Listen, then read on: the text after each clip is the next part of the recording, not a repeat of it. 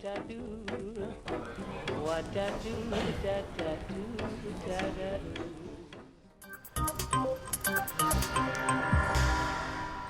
Cet après-midi, nous accueillons l'équipe du court-métrage Le Banc. Bonjour à vous. Bonjour. Bonjour. Est-ce que vous pouvez vous présenter chacun de votre tour ? Alors, moi, c'est Raven Merahi. Je suis acteur pour le film Le Banc. Moi je suis Timothée Vélan, donc je suis réalisateur et scénariste aussi du court-métrage Le Mans. Moi c'est Timothée Stoder et je suis co-réalisateur, co-scénariste avec Timothée. Avant de passer aux questions, Samuel, tu peux nous faire un petit résumé du film ? Alors, Le Banc, c'est l'histoire d'un garçon qui ne vit que pour une chose, les livres. Chaque jour après l'école, il va lire un livre sur un banc, jusqu'au jour où il fait une rencontre inattendue qui va bouleverser son monde.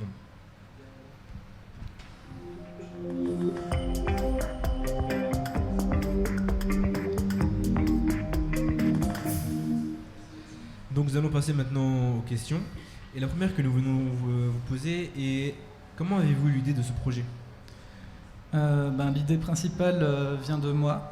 C'était mon premier court-métrage et j'avais vu dans un reportage un plan où on voyait une personne marcher perdue au milieu de la forêt, et c'est ça ce qui m'a inspiré. Et je voulais traduire une histoire un peu d'une personne qui se recueille dans un coin, dans un monde où tout va tellement vite, pouvoir respirer. Et puis après, c'est Timothée qui a eu la seconde idée. Ouais, l'idée du coup de transformer ça en une histoire homosexuelle, avec un twist du coup à la fin, je spoil un peu, où on se rend compte que les personnages sont en fait homosexuels.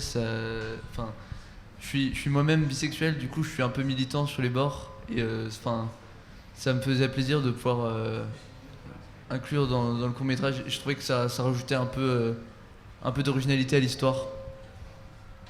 Et du coup, ce film est le produit d'un travail d'une petite équipe. Pourriez-vous nous expliquer qui a fait quoi ? Pour l'écriture, j'ai écrit moi avec Timothée. On n'était que deux.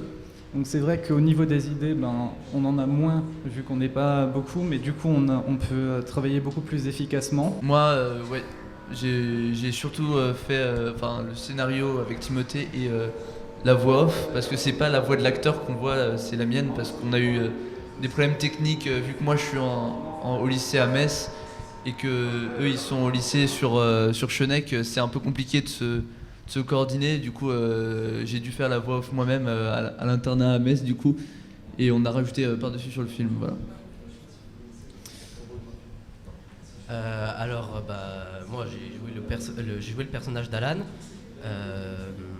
C'est Timothée qui m'a appelé pour faire ce rôle, en me précisant pas trop l'étendue du scénar, et ça m'a semblé être un bon projet, et j'ai décidé d'accepter. Et ça a été une super expérience. Donc, est-ce que Le Banc est-il un film autobiographique ? Je sais pas, en partie, non. Non, pas spécialement, c'est purement de la fiction. Ouais, voilà. Ça part de base d'idées, de militantisme un peu, mais c'est pas autobiographique, non. Vous avez réalisé d'autres vidéos, dont un teaser réalisé avec plein d'explosions et d'effets, mais Le Banc est réalisé de manière très simpliste et avec une toute autre atmosphère. Pourquoi ? Ouais, en fait, sur notre chaîne, du coup, par la Mon Clap, je fais un peu la pub, allez vous abonner. On a décidé de séparer un peu entre deux univers, donc une partie en deux sketchs, donc comme dans la bande d'annonce de la chaîne où il y a des explosions ou des trucs un peu stupides, rigolos. Du coup, on sépare entre des sketchs et des courts-métrages qui sont un peu plus travaillés et qui ont un vrai fond, quelque chose de très travaillé, parce que je suis moi-même en fait en option cinéma audiovisuel dans mon lycée. Du coup, je travaille beaucoup là-dessus, et je trouve ça intéressant. Et pour des sketchs, je pense que je suis quelqu'un de drôle, hein. Donc voilà, du coup j'aime bien faire rire les gens. Voilà. Le banc possède une ambiance très douce, presque mélancolique. Était-ce voulu? Oui, ben, on a beaucoup travaillé pour réussir à créer toute une ambiance. Alors c'est vrai que c'est notre premier, donc on a essayé de faire de notre mieux, mais c'est vrai qu'au vu du résultat, on est assez satisfait. Pensez-vous que l'on puisse vivre de grandes histoires d'amitié, voire d'amour à distance, à travers des livres ou des films?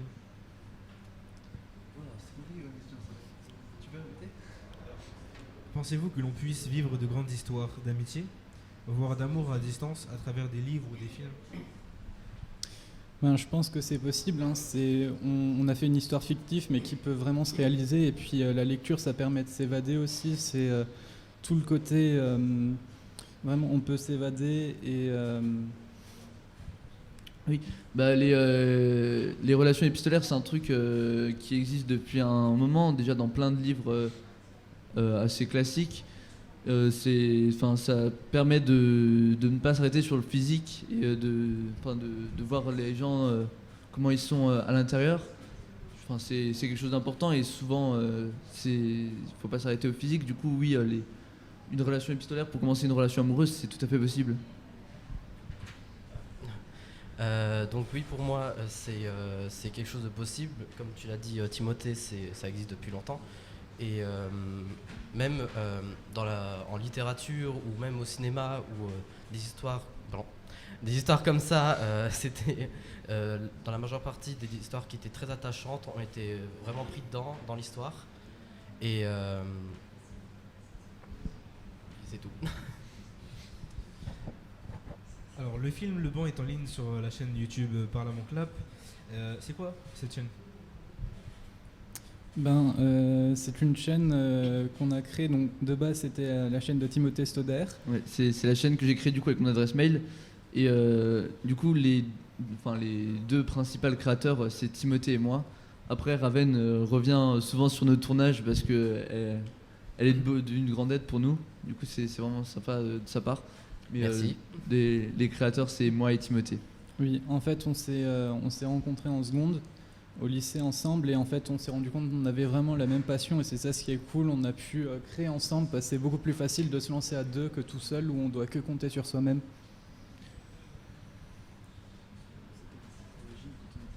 Donc, alors, depuis quand avez-vous cette passion de la cinématographie? Est-ce qu'elle date d'il y a longtemps ou est-ce qu'elle est récente?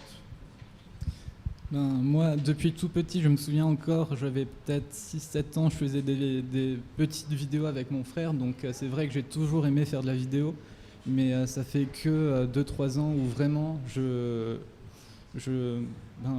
dirais que je me suis un peu professionnalisé en achetant du meilleur matériel et en vraiment réalisant des courts-métrages en les postant sur YouTube. Alors moi, le cinéma, j'adore ça depuis que je suis vraiment tout petit. Enfin, j'ai baigné dedans. Mon père m'a toujours montré des tas de films classiques quand j'étais petit, en commençant par les Louis de Funès avec La soupe aux choux. Hein, les blagues de paix en général, c'est ce qui fait rire les enfants. Du coup, oui, on a commencé par ça. Du coup, j'ai appris au fur et à mesure, avec l'âge, à apprécier les films, souvent en langue originale, hein, parce que c'est mieux, il faut avoir la langue originale. Et pour ma part, j'ai commencé à faire mes propres vidéos quand j'étais un peu petit. J'avais découvert un petit logiciel de montage où je faisais des trucs vraiment vraiment pourris, et je me suis rendu compte que j'adorais le montage, et j'ai évolué, j'ai fait d'autres choses, et franchement les créations dont je suis le plus fier, c'est celles que j'ai fait avec Timothée. Voilà. Alors pour moi, c'était pas directement tourner et produire un court-métrage. C'était plus dans tout ce qui est scénario. J'étais toujours, depuis tout petit, je suis fasciné par l'imagination qu'ont pu avoir des scénaristes pour créer de grands films qui sont sortis à l'époque ou à l'heure actuelle. Et j'ai décidé depuis quelque temps de me lancer à écrire des scénarios. Voilà. Alors, envisagez-vous de faire du 7e art votre métier? Alors pour moi, c'est pas mon premier projet, mais cependant, si le premier échoue, oui, forcément, je pense que je vais me tourner vers la vidéo. Alors moi, totalement, c'est totalement mon projet. Je vais être monteur plus tard, avec comme grand rêve aller vivre aux États-Unis, à Los Angeles, et travailler à Hollywood. Bon, peut-être ça se réalisera, peut-être pas, mais c'est mon rêve, voilà. Alors, moi, j'ai pas trop cette ambition, mais si Timothée, tu me rappelles pour un autre film, je suis partant. On manquera pas. Alors, justement, comme tu le disais, Timothée, tu parlais d'Hollywood. Dans le teaser dont nous avons parlé, on sent certaines influences du cinéma d'action hollywoodien. Quelles sont vos influences dans le cinéma et en dehors du cinéma? Alors, des influences, plutôt sur YouTube en fait. Le fait d'avoir mis une explosion en arrière des particules, c'était pour essayer de donner un espèce d'aspect épique ridicule qui va pas du tout avec l'ambiance de la vidéo. Et pour donner quelque chose d'un peu décalé, burlesque, comme comment ça s'appelle, la vidéo du Fantaxu, la débite aiguë. C'est quelque chose qui m'amuse et du coup on a mis même une petite explosion à un certain moment et Timothée a fait un étalonnage, donc une colorimétrie de film en essayant de respecter les codes du cinéma hollywoodien classique. Je te laisse en parler plus. Oui, en fait, pour cette petite vidéo, on s'est vraiment inspiré des techniques souvent qu'on voit au cinéma en mettant par exemple du très gros ralenti et puis aussi en jouant sur l'étalonnage avec les hautes lumières les tons plutôt très jaunes et avec des contrastes très poussés. Alors, comment vous êtes rencontrés et liés d'amitié? Du coup, en fait, on s'est connus très très jeunes. Ouais, c'était à la gym. Alors on était très petits. J'étais très chiant, du coup Timothée m'aimait pas du tout. il m'appréciait pas du tout. Et puis après on s'est rencontrés au lycée, de nouveau en seconde. Puis ouais, après on a parlé de vidéos ensemble, c'était le sujet de conversation à la cantine et c'est comme ça qu'on a eu l'idée de faire des vidéos. J'avais commencé à écrire un court-métrage sur mon ordinateur quand on était en cours d'allemand. Voilà. Et du coup on en parlait et on a décidé de réaliser ça ensemble, même si c'était un court-métrage que j'ai écrit, que j'ai passé une année entière à écrire, qui était beaucoup trop ambitieux pour les moyens qu'on a et que du coup j'ai jamais réalisé. Enfin, on sait jamais, peut-être un jour. Hein. Ah oui. Et avec Raven, c'était en primaire qu'on s'est rencontrés en premier. Oui. Exactement, je me souviens pas, ça fait longtemps. Je dirais au moins CE1, CE2, je pense. Quelque chose comme ça, voilà. Et du coup, je la connais depuis un certain moment. Comment avez-vous choisi l'histoire de votre court-métrage? Était-ce une idée spontanée, une idée... Au début, je voulais absolument recréer le plan que j'avais vu dans le reportage, comme je l'ai dit avant. Donc, plan très au sol avec cette personne qui marche. Et c'est vrai que j'ai mis du temps à avoir l'idée, ça se construit pas comme ça en quelques jours. Je me suis posé la question où est-ce qu'il voulait aller. Et puis c'est venu au fil des semaines et puis avec Timothée aussi on en discute et l'histoire se construit au fur et à mesure. Au départ ça commençait pas du tout comme ça, son idée c'était totalement autre chose mais ça s'est construit comme il dit au fur et à mesure du temps. Je suis très content d'où ça nous a mené, je trouve que c'est plutôt réussi et abouti comme film. Est-ce un sujet qui vous tient à cœur? Y a-t-il un message militant à comprendre derrière? Oui, clairement, c'était l'idée de Timothée de rajouter cette histoire d'amour homosexuel et vraiment c'est tout le film, enfin tout le court-métrage repose sur ça, on pense que c'est au début un amour homosexuel et c'est qu'à la fin qu'on découvre hétérosexuel pardon, et c'est qu'à la fin qu'on découvre c'est un amour homosexuel, donc c'est un peu pour titiller le spectateur, lui faire poser des questions. Oui, comme on était où Pardon. Oui, effectivement, un moment même dans le film, on réfère à la personne qui est de l'autre côté du crayon comme elle, en disant une personne. Et du coup, ça aide aussi à faire penser au spectateur que c'est une femme. Et du coup, donner un twist à la fin qui fait réagir. Bon, moi quand j'ai montré à mes amis, comme ils savent que je suis très militant, ils s'en doutaient tout de suite que c'était une histoire d'amour homosexuel, hein, ils en ont pas douté une seule seconde. Voilà. Dans une des vidéos que vous avez réalisées, vous alertez le monde sur une maladie encore méconnue. Alors c'est quoi cette maladie dont vous souffrez? La diabète aiguë? Alors pour moi déjà le DAB n'est pas mort. Hein, on est en 2019, le DAB n'est pas mort.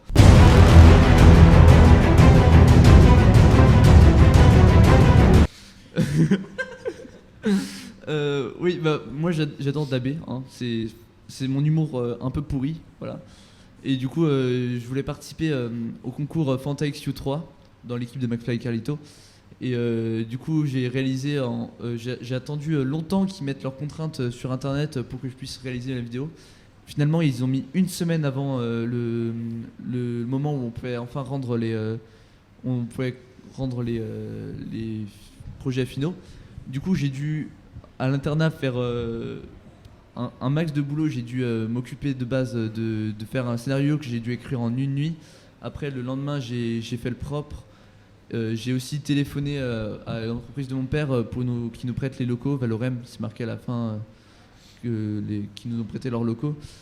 Et du coup, j'ai appelé mes amis, du coup, Timothée, Raven et Quentin aussi, qu'on ne voit pas dans la vidéo, et mon frère, oui, celui qui joue le docteur. Ils ont tout de suite été partants et c'était vraiment sympa de leur part. Donc c'est la fin de cet entretien. Merci à l'équipe du film Le Banc d'avoir répondu. Mais restez dans les parages puisque Clément et Lucas vont prendre la suite avec l'équipe d'organisation du festival. A tout de suite. Au revoir.